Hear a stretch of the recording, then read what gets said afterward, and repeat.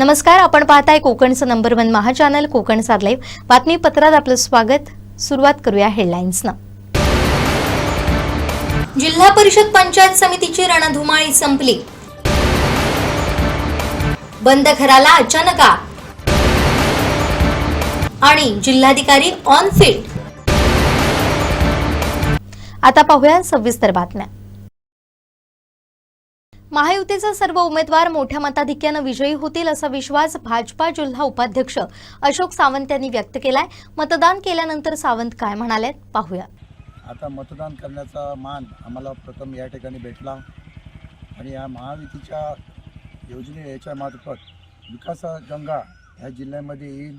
ह्या जिल्ह्याचे नेते आदरणीय नारायण राणे साहेबांनी ही महायुती घडून आणली आणि घडून आणल्यानंतर या ठिकाणी प्रदेश अध्यक्ष सन्माननीय रवींद्र चव्हाण साहेब, ह्या जिल्ह्याचे पालकमंत्री नितेशजी राणे आणि ह्या तालुक्याचे आमदार निलेशजी राणे यांनी याच्यामध्ये अतिशय मेहनत घेऊन ही महायुती सर्वांनी घडवली आणि महायुतीमध्ये ह्या जिल्ह्याचे 50 जिल्हा परिषद सदस्य आणि पंचायत समिती 100 हे महायुतीलाच मतदान करून ही युती या संपूर्ण 8 तालुक्यामध्ये संपूर्ण सभापती असू दे, अध्यक्ष असू दे, हे महायुतीचेच बसतील आणि विकासाची गंगा या ठिकाणी आलेली आहे। सन्माननीय नारायण राणेंच्या माध्यमातून 1990 पासून हा जिल्हा स्वतः आल्यापासून विकासाच्या दिशेने धावत आहे। नवीन नवीन योजना या ठिकाणी येत आहेत, केंद्र सरकारच्या योजना या ठिकाणी येत आहेत आणि या जिल्ह्याला एक नवीन चैतन्य निर्माण होईल या महायुतीच्या माध्यमातून आणि सर्व सीट भरघोस मताने निवडून येतील यामध्ये शंका नाही। वैभववाडी जिल्हा परिषद आणि पंचायत समितीच्या मतदानाला शांततेत सुरुवात झाली होती। सकाळी 9:30 वाजेपर्यंत 11.39% मतदान झालं। यामध्ये 31,991 मतदारांपैकी 3,644 मतदारांनी मतदानाचा हक्क बजावलाय। त्यामध्ये पुरुष 2,431, महिला 1,213 यांचा समावेश आहे। सकाळच्या सत्रात काही मतदान केंद्रावर रांगा देखील लागल्या होत्या।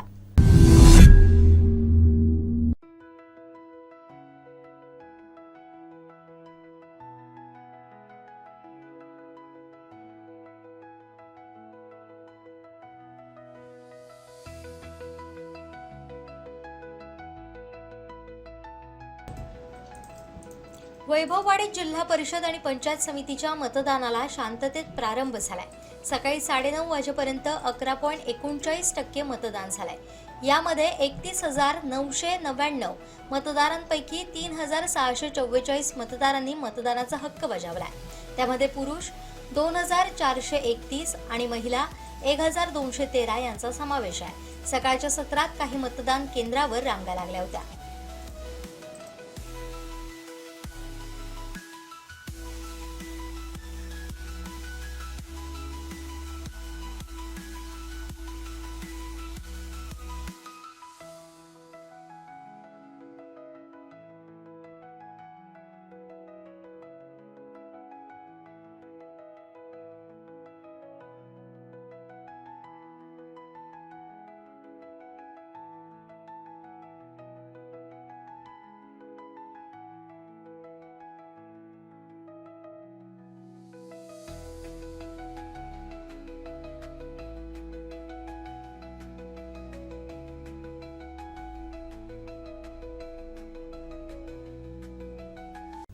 जिल्हा परिषद आणि पंचायत समितीच्या निवडणुकीत मतदारांनी पक्ष न बघता चारित्र्यवान व्यक्तींना मतदान केलं पाहिजे।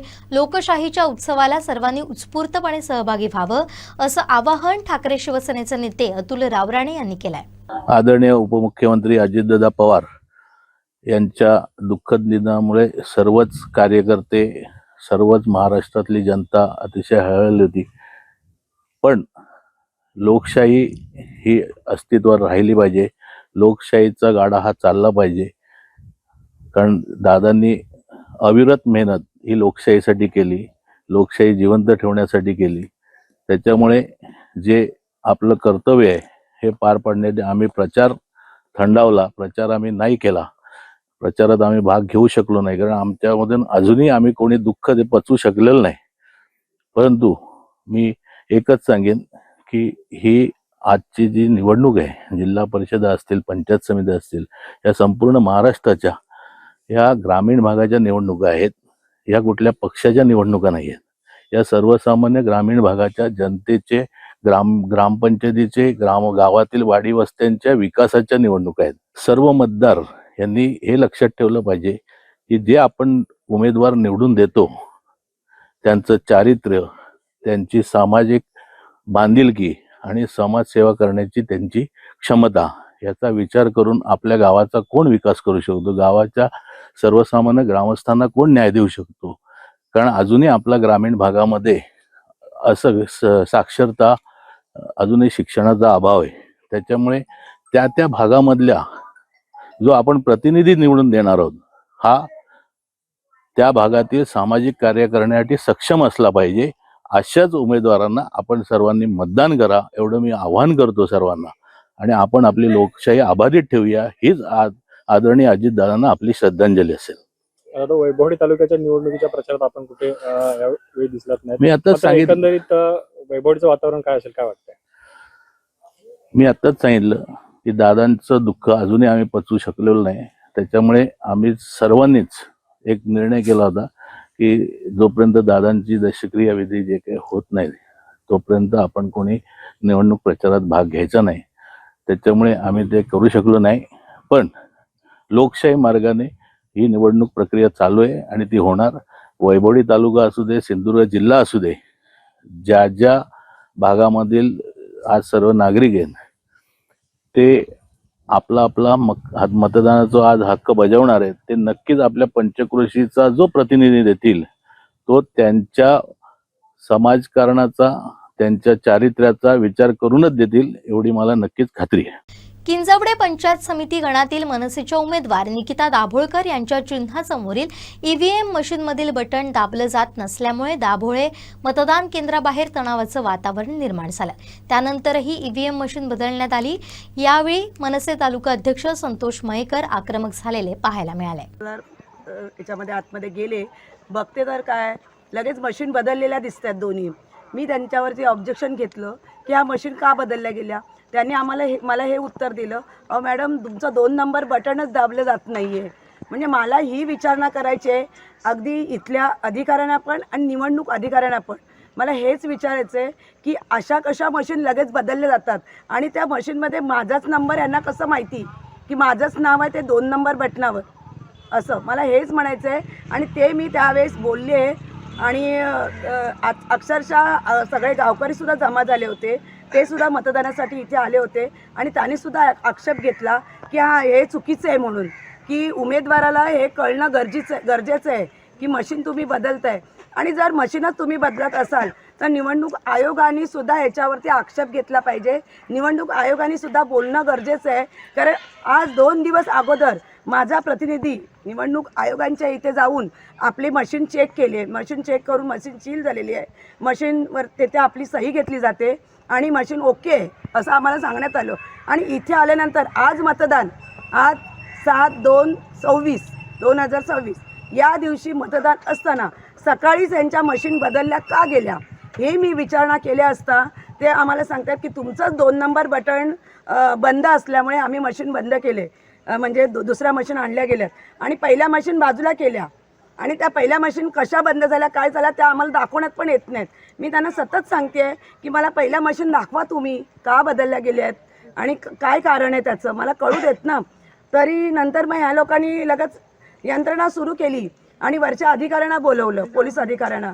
तर पोलीस अधिकारी आले. पोलीस अधिकारी आमच्याशी बोलत आहेत. पुन्हा आतमध्ये जे शाळा नंबर 2चे जे अधिकारी होते ज्यांनी बदलली मशीन तर त्यांना बोलवण्यात आलं, त्यांच्याशी बोललं गेलं. मग ते म्हणतात की नाही असा झाला प्रॉब्लेम की मॅडमचं 2 नंबर बटनच दाबलं जात नाही आहे. म्हणजे मलाच कळत नाही आहे ही हुकुमशाही आहे का अजून काय. मला इतकंच बोलायचं आहे की ह्याच्यावरती पत्रकारांनी सगळीकडे ही न्यूज देण्यात यावी आणि कळू दे. असं जर उमेदवार आमच्यासारखे जर उभे राहिले जर सामाजिक कार्य करण्यासाठी आणि त्यांना जर न्याय मिळत नसेल, ह्या जर आपल्या डॉक्टर बाबासाहेब आंबेडकरांनी संवेदना आणले. दुसरी गोष्ट आपले छत्रपती शिवाजी महाराज आहेत, त्यांनी एवढे आपल्या पुढे सगळे मांडले.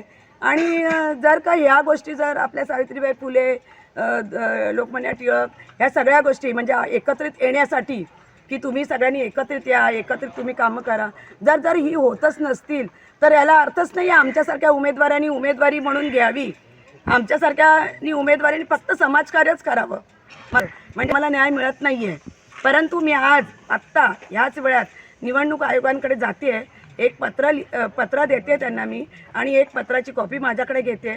त्याचा त्यांनी निदान विचार करून मला योग्य तो न्याय द्यावा, हीच माझी विनंती आहे निवडणूक आयोगांकडे. आणि बाकी इतरांकडे पण माझा नम्र विनंती आहे की ह्या गोष्टीवरती तुम्ही न्याय द्या आमच्यासारख्यांना.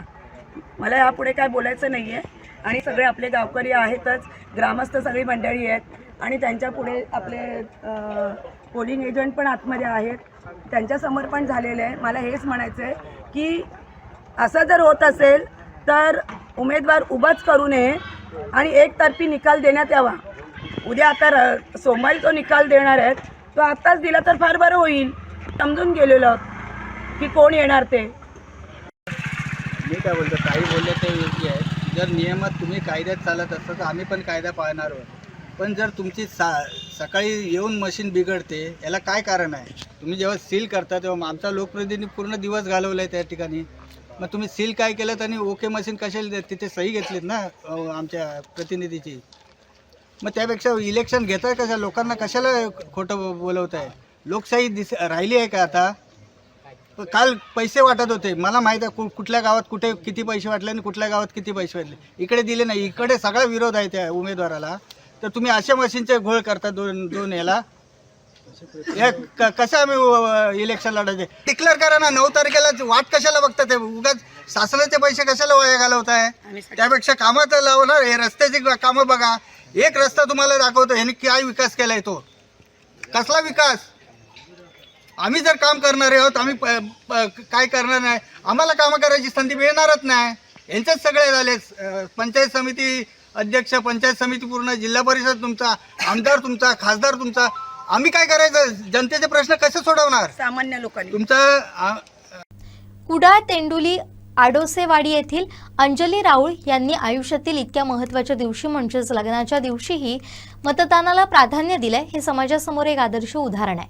आधी मतदान मग लग्न हा संदेश त्यांनी आपल्या कृतीतून दिलाय. लग्नाची लगबग, नटण्या थटण्याची गडबड आणि पाहुण्यांची ये-जा असतानाही त्यांनी वेळ काढून केंद्र 270 मध्ये आपला हक्क बजावलाय. कुडाळ तेंडोली आदोसेवाडी येथील अंजली राऊळ यांनी आयुष्यातील इतक्या महत्त्वाच्या दिवशी म्हणजेच लग्नाच्या दिवशीही मतदानाला प्राधान्य दिलं. हे समाजासमोर एक आदर्श उदाहरण आहे. आधी मतदान मग लग्न हा संदेश त्यांनी आपल्या कृतीतून दिलाय. लग्नाची लगबग, नटण्या थटण्याची गडबड आणि पाहुण्यांची ये-जा असतानाही त्यांनी वेळ काढून केंद्र 270 वर आपला हक्क बजावला.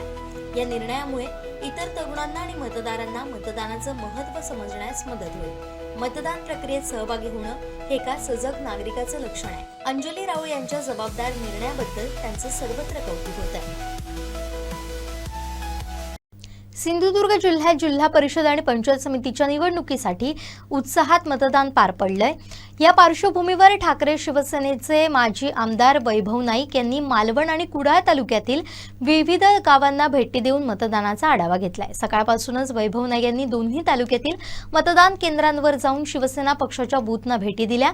यावेळी त्यांनी उपस्थित पदाधिकारी, शिवसैनिकांशी संवाद साधून मतदानाचा कल जाणून घेतलाय.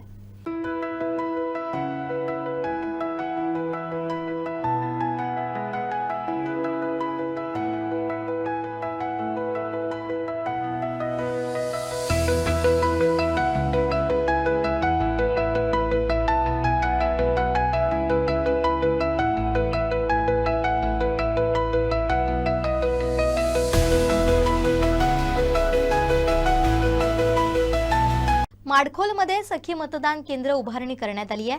आकर्षक सेल्फी पॉइंट आणि सजावटीनं लक्ष वेधून घेतलं.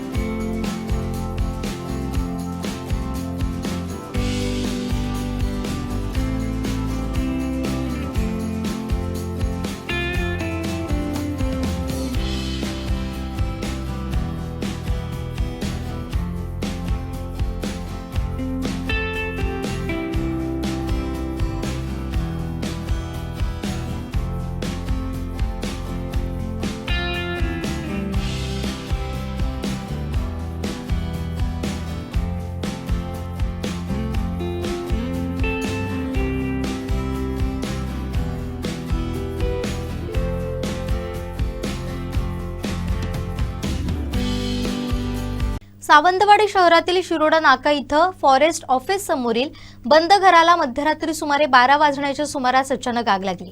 आगीची माहिती मिळताच घटनास्थळी नागरिकांनी मोठी गर्दी केली.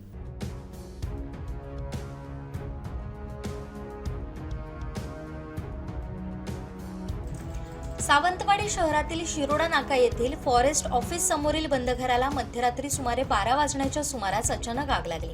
आगीची माहिती मिळताच घटनास्थळी नागरिकांनी मोठी गर्दी केली. ही आग नेमकी कशामुळे लागली याचं कारणही अद्याप स्पष्ट झालेलं नाही.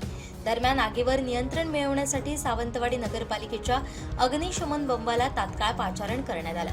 घटनेमुळे परिसरात काही काळ भीतीचं वातावरण निर्माण झालं असून आग विझवण्यासाठी अग्निशमन दलाचे प्रयत्न सुरू आहेत.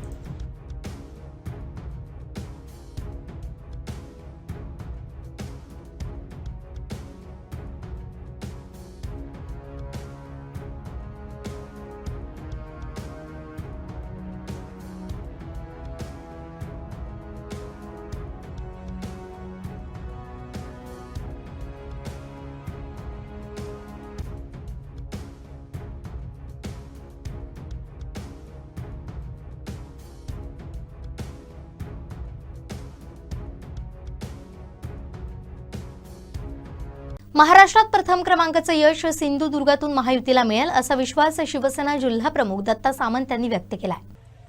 7 फेब्रुवारी सकाळी 7:30 वाजता मतदान सुरू झालं.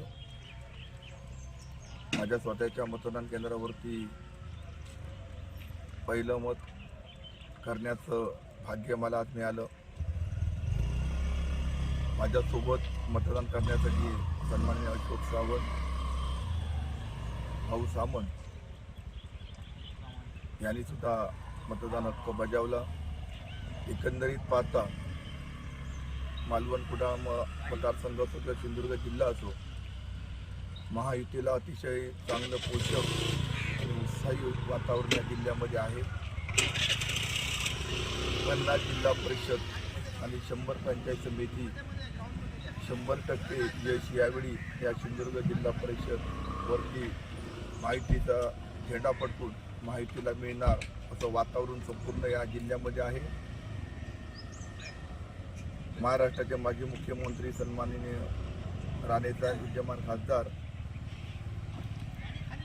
तसेच भारतीय जनता पक्षाचे प्रदेशाध्यक्ष आदरणीय रवींद्र चव्हाण, या जिल्ह्याचे पालकमंत्री नितेशजी राणे, आमदार निलेशजी राणे, आमदार दीपक केसरकर यांच्या माध्यमातून ही महायुती झालेली होती. आणि ही महायुती झाल्यानंतर या जिल्ह्यामध्ये अतिशय पोषक महायुतीला वातावरण निर्माण झालं. आणि कधी नव्हे ते महाराष्ट्रामध्ये सिंधुदुर्ग जिल्हा परिषदचा रिझल्ट या महायुतीच्या बाजूने 1 नंबरचा रिझल्ट लागेल. एक आगळा वेगळा विक्रम या जिल्ह्यामध्ये होईल महाराष्ट्रामध्ये. अशा प्रकारचं सर्व महायुतीच्या पदाधिकारी कार्यकर्ते यांनी काम केलेलं आहे. पण माझी खात्री आहे की 50 जिल्हा परिषदवरती 50 जिल्हा परिषद सीटवरती आमचा झेंडा फडकेल. पण 100 पंचायत समिती सीटवरती आमचाच झेंडा फडकेल. त्यामुळे विरोधक या ठिकाणी राहिलेले नाहीत आणि खऱ्या विकासाच्या बाजूने महायुती गतिमान सरकार म्हणून आज महाराष्ट्रामध्ये देवेंद्रजी फडणवीस शिंदे साहेबांच्या माध्यमातून हे सरकार चाललेलं आहे आणि विकास होताना लोकांना पाहायला मिळतो आहे. त्यामुळे विकासाच्या बाजूने महायुतीला मतदान मोठ्या संख्येने या जिल्ह्यातील मतदार करते असा माझा विश्वास. नवसाला पावणारी अशी ख्याती सर्वदूर पसरलेल्या प्रसिद्ध अशा आंगणेवाडी येथील श्री भराडी मातेचा वार्षिक जत्रोत्सव. सर्वसामान्य भाविक हाच आमचा केंद्रबिंदू असून भाविकांना लवकरात लवकर आणि सुलभ दर्शन मिळावं यासाठी ग्रामस्थांनी आंगणेवाडी विकास मंडळानं कंबर कसली आहे अशी माहिती मंडळाच्या वतीनं देण्यात आली आहे. हे सगळे पत्रकार बांधव तुम्ही आलात तर तुमचं आम्ही इथे आंगणेवाडी स्वागत करतो. आज यात्रा 9 फेब्रुवारीला आहे आणि त्याप्रमाणे सगळी ही जी काय व्यवस्था चाललेली आहे तर देवीच्या सगळ्या कृपेने या सगळ्या गोष्टी होत आहेत. आणि आता राहिले 4च दिवस फक्त. पुढे आम्ही आमच्या पद्धतीने प्रमाणे म्हणजे ज्या काही हे होतील त्याप्रमाणे सगळ्या ज्या काही व्यवस्था आहेत, पाण्याची म्हणा किंवा रांग व्यवस्था किंवा बाकी इतर ज्या गोष्टी आहेत, स्वयंसेवक, या सगळ्या मंडळाने आमच्या संपूर्ण व्यवस्थित ग्रामस्थाने हे केलेले आहेत. ते आता पूर्ण हे होतीलच. तत्पूर्वी कशा पद्धतीने पुढच्या कशा काय गोष्टी होणार आहेत ते आता थोडक्यात तुम्हाला बाबू आंगणे आता हे सगळं सांगतील आणि त्याप्रमाणेच आता पुढचं जसं तुमचं सहकार्य आतापर्यंत लाभलं आहे त्याप्रमाणे पुढचं सहकार्य लाभेल अशी आम्ही अपेक्षा करतो. सर्व पत्रकार बंधूंना नमस्कार.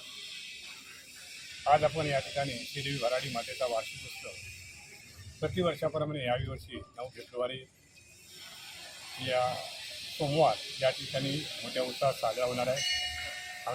अंगणवाडी विकास मंडळाचे अध्यक्ष सतीश उर्फ छोटू आंगणे, त्याचप्रमाणे सरचिटणीस सेक्रेटरी अर्जुन सोमांगणे उर्फ काका, मंडळाचे कार्याध्यक्ष सीताराम शांताराम आंगणे उर्फ बाबा बाळा आंगणे सर्व उपस्थित आहेत. तुम्हा सर्व पत्रकार बंधूंचं या ठिकाणी आम्ही अंगणवाडी विकास मंडळ अंगणवाडी ग्रामस्थांच्या वतीने हार्दिक स्वागत करतो. दरवर्षीप्रमाणे याही वर्षी उत्सव मोठ्या उत्साहात साजरा होणार आणि येणाऱ्या भाविकांची संख्या लक्षात घेऊन प्रतिवर्षाप्रमाणे याही वर्षी आंगणे कुटुंबीय आणि अंगणवाडी ग्रामस्थांनी मिळून हे नियोजन केलेले आहे. गेल्या वर्षी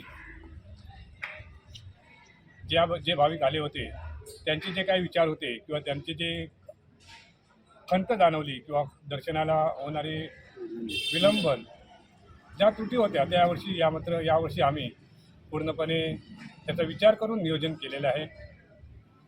गेल्या वर्षी आता नुकतंच महानगरपालिकेचे मुंबई महानगरपालिका डोंबिवली कल्याण डोंबिवली महानगरपालिका यांचं इलेक्शन झालेलं आहे. नगरसेवक सगळे निवडून आलेले आहेत.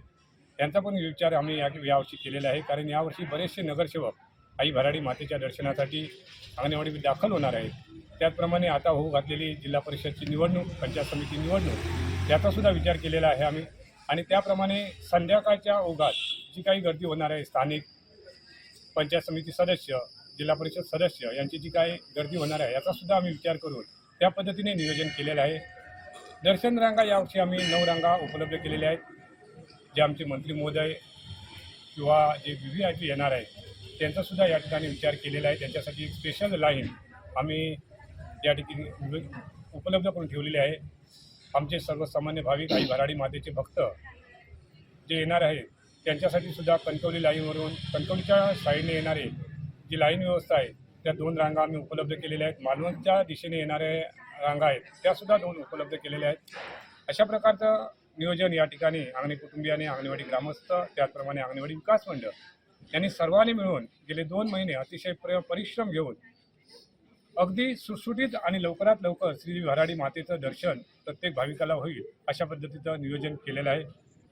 शासनाकडून सुद्धा आम्हाला प्रतिवर्षाप्रमाणे याही वर्षी फार मोठं सहयोग किंवा त्यांचं सहकार्य आम्हाला प्राप्त झालेलं आहे. पालकमंत्री महोदयांनी जिल्हा परिषद ओरस या ठिकाणी संपूर्ण या नियोजनाबाबत बैठक घेतली.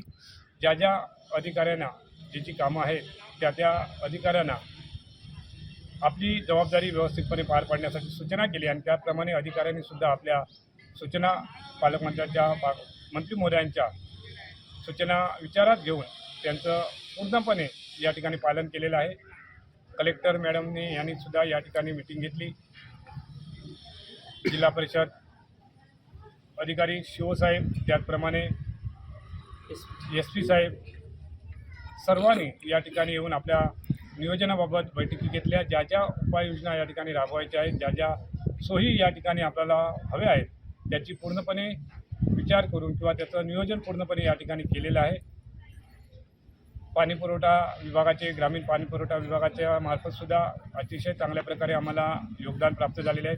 या जत्रेसाठी 9 टँकर यावर्षी उपलब्ध झालेले आहेत आणि करून दिलेले आहेत. त्याप्रमाणे सर्व दुकानदार बांधवांना येणाऱ्या भाविकांना आणि अंगणे कुटुंबियांनासुद्धा त्याचं पाणी वाटप अगदी व्यवस्थितपणे पार पाडणार आहे. ग्रामपंचायतीसुद्धा त्याप्रमाणे नियोजन केलेलं आहे. विद्युत महामंडळाचे अधिकारी आहेत त्यांच्याकडे आमची मागणी होती आम्हाला एक 8 ते 10 पोल पाहिजे होते त्याचंसुद्धा या ठिकाणी नियोजन झालेलं आहे.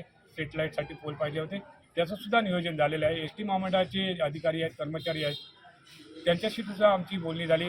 त्यांनीसुद्धा आपली बस व्यवस्था अतिशय चांगल्या प्रकारे होईल अशा प्रकारचं नियोजन या ठिकाणी केलेलं आहे. ग्रामस्थांच्या वतीने जी पार्किंगची व्यवस्था असते ती पार्किंगसुद्धा आम्ही 2 संस्थांना विभागून दिलेलं आहे. मालवणच्या साईडचं एक पार्किंग आहे ते एका संस्थेला दिलेलं आहे आणि कणकवली साईडचं पार्किंग आहे ते दुसऱ्या एका संस्थेला दिलं आहे. त्याचंसुद्धा व्यवस्थितपणे नियोजन केलेलं आहे.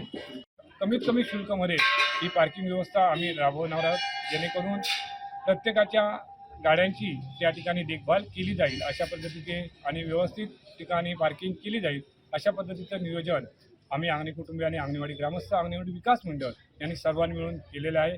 आणि हा यात्रोत्सव अगदी व्यवस्थित पार पडेल यासाठी आम्ही सर्व ग्रामस्थ गेले 2 महिने अतिशय परिश्रम घेऊन या ठिकाणी कार्यरत आहोत. दुकानदार बांधवांचे जे विषय होते आम्हाला मंत्री महोदयांकडून म्हणा किंवा अधिकाऱ्यांकडून सूचना होत्या त्याप्रमाणे आम्ही दुकान व्यवस्थाची बैठका या ठिकाणी केलेल्या आहे. कारण हा यात्रोत्सव हा स्थानिक दुकानदार किंवा सिंधुदुर्ग जिल्ह्यातील किंवा सिंधुदुर्ग जिल्ह्याच्या बाहेरूनसुद्धा या यात्रेवर बऱ्याच जणांचं एक वर्षाचं आर्थिक गणित मांडलं जातं आणि त्या हिशोबाने या ठिकाणी दुकानदार येत असतात, बांधव येत असतात. त्यांनाही त्यांचंही कुठे नुकसान होणार नाही याचीसुद्धा आम्ही दक्षता घेऊन ते सुद्धा प्रतिवर्षाप्रमाणे याही वर्षी त्यांना आपल्या ह्या रोजगार मोठ्या प्रमाणात उपलब्ध होईल या ठिकाणी आम्ही त्यांचीसुद्धा दखल घेतलेली आहे. त्याचप्रमाणे जे रिक्षा व्यावसायिक आहेत त्यांचासुद्धा आम्ही या ठिकाणी विचार केलेला आहे. कारण त्यांचासुद्धा वर्षाचा आर्थिक आराखडा कुठेतरी या यात्रोत्सवावर अवलंबून असतो. त्याचंसुद्धा आम्ही आमचे जे पोलीस अधिकारी आहेत किंवा RTOचे जे अधिकारी आहेत त्यांच्याशी संमत करून त्यांनासुद्धा रिक्षा बांधवांनासुद्धा एक व्यवस्थित पार्किंगची व्यवस्था या ठिकाणी केलेली आहे, जेणेकरून त्यांचंसुद्धा वर्षाचा जो आराखडा आहे आर्थिक आराखडा आहे तो व्यवस्थित प्रतिवर्षाप्रमाणे याही वर्षी चालेल याप्रमाणे या यात्रोत्सवाचं आम्ही अंगणी कुटुंबियाने नियोजन केलेलं आहे. अपंगांसाठी आम्ही 2 कणकवली साईडच्या दिशेने एक वाहन ठेवलेलं आहे आणि मालवणच्या दिशेने सुद्धा एक वाहन ठेवलेलं आहे, जेणेकरून ते या ठिकाणी आमच्या या आई भराडी मातेच्या दर्शनासाठी सुखरूपपणे येऊ शकतील आणि त्यांच्यासाठी सुद्धा एक व्यवस्थित रांग व्यवस्था आम्ही केलेली आहे, जेणेकरून प्रत्येक हँडिकॅप भाविक आई भराडी मातेचं दर्शन घेऊ शकेल. आणि त्यासाठी आम्ही स्वयंसेवकांची सुद्धा या ठिकाणी नेमणूक केलेली आहे. ते आई भराडी मातेच्या दर्शनाला त्यांना घेऊन जातील आणि परत त्यांच्या वाहनापर्यंत त्यांना आणून सोडतील अशी आम्ही या ठिकाणी व्यवस्था केलेली आहे. या ठिकाणी उपस्थित केला दर्शन अर्ध्या ते पाऊण तासात प्रत्येक भाविकाला मिळेल याप्रमाणे या ठिकाणी आम्ही उपाययोजना किंवा नियोजन तशा पद्धतीत केलेलं आहे. अर्धा ते पाऊण तासात यावर्षी प्रत्येक भाविकाला दर्शन मिळणार आहे असं आमचं नियोजन यावर्षीचं आहे. आणि मुखदर्शन ज्या भाविकांना अतिशय घाई असते त्यांच्यासाठी एक मुखदर्शनची लाईन आहे प्रतिवर्षाप्रमाणे याही वर्षी आहे. ते दर्शन तुम्हाला एक 5 मिनिटाच्या अवधीमध्ये ते दर्शन होणार आहे. हे आमची जी ही होती पहिली जी होती ना ती खूप छोट्या होत्या म्हणजे कमी होत्या पूर्वीपासून. आता आम्ही ते यावेळी मोठ्या केल्या आणि जेवढं जास्तीत जास्त मंदिरात आतमध्ये एंट्री केल्या तिथं खुलं कसं मिळेल म्हणजे कुठे गुदमरणार नाही काय नाही चेंगराचेंगरी होणार नाही. म्हणजे जिथे 2 फूट 2.25 फूट होते ते आम्ही 3 फुटाच्या आसपास गेलोय. म्हणजे ती जागा मोठी हे केली आणि लोकांना कसं जाता येईल व्यवस्थित आणि ते आतमध्ये गोल गोल गोल गोल फिरवणं वगैरे फार कमी केलं.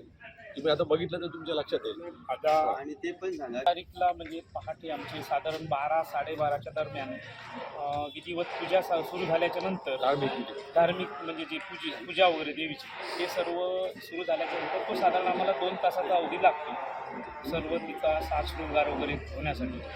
साधारण आम्हाला 2.5 ते 3 3-3:30 ह्या टायमिंगमध्ये आमचं दर्शन सुरू होईल. कमीत कमी 3 असं आम्ही स्पेसिफिक टाइम नाही सांगू शकतो. 3 वाजता सुरू होईल ते दर्शन. त्यानंतर ते दर्शन बरोबर रात्री 9 वाजेपर्यंत आम्ही ते सुरू ठेवणार आहे. असं यावेळी तुम्ही डायरेक्ट ते सर्वांना हे करावं सांगावं. हां 9 वाजता ते आम्ही दर्शन बंद करणार आहे. ते 9 वाजल्यापासून ते साधारण 12:30 ते 1 वाजेपर्यंत हे आमचे महाप्रसादाचे देवीला नैवेद्य दाखवण्याचे जे धार्मिक विधी आहेत ते साधारण ह्या वेळेमध्ये चालणार आहे. त्यानंतरच 1च्या नंतरच लोकांनी परत भाविकांनी त्या दर्शनासाठी रांगेत उभं राहावं. अन्यथा काय होतं जर समजा आम्ही 9 वाजता बंद केलं तर 9च्या नंतर 9 वाजता ते उभे राहिले तर तेवढे 4 तास परत त्यांना त्या रांगेमध्ये उभं राहावं लागतं आणि मग तो थोडासा त्यांचा गोंधळ होतो. ते अगोदरच आज यावर्षी आम्ही डिक्लेअर करतो की 9 वाजेपर्यंतच दर्शन सुरू होणार. जे 8 तारीखला पहाटे म्हणजे जे 3 वाजताचे दर्शन सुरू होणार आहे म्हणजेच 9ला, ते रात्री 9 वाजेपर्यंत सुरू राहणार. आणि त्यानंतर 12:30 ते 1 वाजेपर्यंत आपण एकचा टायमिंग धरू. 1 वाजेपर्यंत ते धार्मिक विधीसाठी बंद राहील, पूर्वरच चालू आहे. आणि 1च्या नंतर ते पूर्ववत चालू राहील. ते दुसऱ्या दिवशी संध्याकाळी 7 वाजेपर्यंत असेल, म्हणजे 10 तारीखला संध्याकाळी 7 पर्यंत.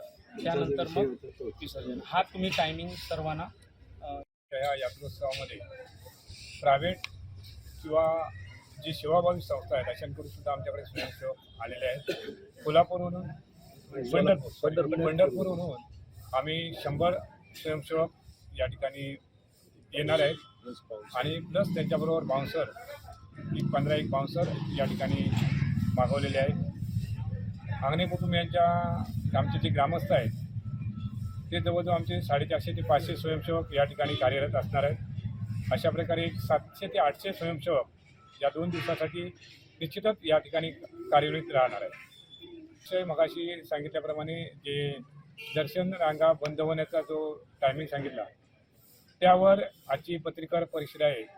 तर सर्वांना एक सूचना आहे की तो जो विषय आहे 9 वाजता रांगा बंद होणार आहे, तर एक आपण 8 वाजता जर रांगेमध्ये असाल आणि अर्ध्या पाऊण तासाचा विषय असेल तर त्या टायमिंगला आपण रांगेमध्ये राहायचं आहे. 9 नंतर दर्शन हे बंद होणार आहे. तरी कणकवली किंवा ज्या इतर रांगा ज्या आमच्या आहेत, मालवण स्टँडची रांग असू दे, कणकवली साईडची रांग असू दे, मग मसुरा साईडची रांग असू दे, कुठल्याही साईडच्या ज्या रांगा आहेत त्या रांगेमध्ये विचार करताना भाविकांनी तो एक विचार फक्त नक्की करायचा आहे की 9 वाजता दर्शन बंद होणार आहे, तर आपल्याला अर्धा ते पाऊण तास दर्शनासाठी लागणार आहे. त्याप्रमाणेच आपण त्या रांगेमध्ये प्रवेश करायचा आहे. याची सर्व भाविकांनी याची नोंद घ्यायची आहे. शेवटी ठळक घडामोडी पुन्हा एकदा. जिल्हा परिषद पंचायत समितीची रणधुमाळी संपली. बंद घराला अचानक आग आणि जिल्हाधिकारी ऑन फील्ड. बातमीपत्रात वेळ झालेली इथेच थांबण्याची. पाहत रहा कोकणचा नंबर 1 महा चॅनल कोकण साध लाईव्ह. धन्यवाद.